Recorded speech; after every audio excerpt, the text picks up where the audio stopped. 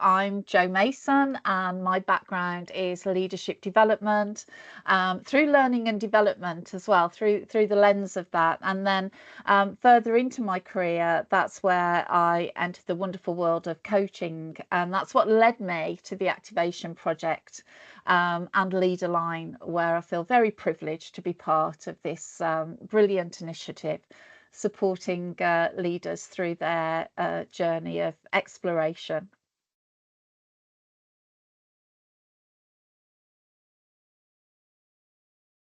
Well, hearing that question, I would lean towards coaching as feeling more empowering, because it builds autonomy and it builds self-belief. It allows people to have the space and time to reflect on how they're applying things in their real world.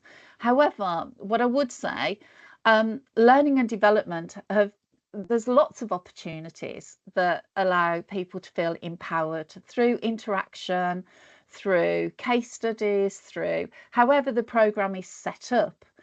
And I think there's a huge opportunity to learn from others. So it's not like a siloed learning and development isn't a siloed interaction really. There's so many opportunities where people can learn in different ways and from others, as well as whoever is facilitating that learning. So I think there's opportunities for both, and I think that one of the things here is that there's an element of accountability on the learner.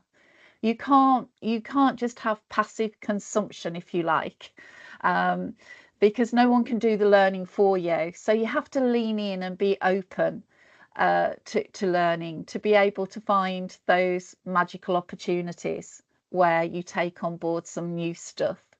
Um, but I think learning and development it allows you to learn what and how to do something, perhaps, whereas coaching empowers you to embed it.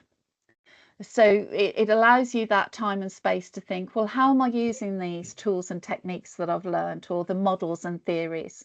Coaching allows you to explore how you're applying that in your day-to-day world of work or life.